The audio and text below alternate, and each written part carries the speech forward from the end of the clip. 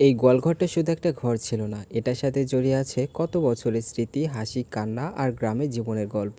এক সময় এই ঘরেই ছিল গরুর ডাক, খড়ের গন্ধ আর ভোরবেলার ব্যস্ততা। কিন্তু সময়ের সাথে সাথে পুরনো জিনিসও একদিন বিদায় নেয়। আজ সেই পুরনো গোয়ালঘর ভেঙে তৈরি হবে নতুন স্বপ্নের ঠিকানা। সকাল থেকে শুরু হয়েছে আমাদের কাজ। গোয়ালঘরের যাবতীয় সবকিছু বের করে একদম ফাঁকা করে ফেলতে হবে। অনেকদিন ধরে পরম যত্নে মায়ের গোছানো খড়িগুলো টানতে গিয়ে বুঝতে পারতেছি এগুলো কত ভালোবাসা আর কত যত্নে গড়া খড়ি। মা অনেকদিন ধরে যত্ন করে খড়িগুলো গুছিয়ে রেখেছে, অন্য কিছু দিয়ে জাল দিয়ে আমাদের রান্না করে খাওয়ায়, কিন্তু এই খড়িগুলোকে কখনো হাত দেয় না। আজ কয়েকদিন ধরে আমরা কাজ করতে করতে একদম অস্থির হয়ে যাচ্ছি। এত কাজ, বাবারে বাবা, কাজ করতে করতে তারপরে কাজ শেষই যেন হচ্ছে না। সবাই মিলে যেন নতুন ভবিষ্যতের জন্য পথ তৈরি করছি। পুরনো কিছু ভাঙতে গেলে মন একটু খারাপ হয় ঠিকই, তবুও জীবনে নতুন কিছু গড়তে হলে কখনো কখনো পুরনোকে বিদায় জানাতেই হয়। গোয়ালঘরটা খালি করা হচ্ছে কারণ এই খালি জায়গাতে খুব শীঘ্রই উঠবে নতুন ঘর, নতুন দেয়াল, নতুন স্বপ্ন আর নতুন পরিবারের গল্প। আমরা গ্রামের মানুষ কষ্ট করে স্বপ্ন দেখে আর একদিন সেই স্বপ্ন নিজের হাতে নিজে গড়ে তোলে। আজকের এই ভাঙা নয়, আগামী দিনের সুন্দর শুরু। এখানে হবে নতুন কিছু, তাই তো এত আয়োজন।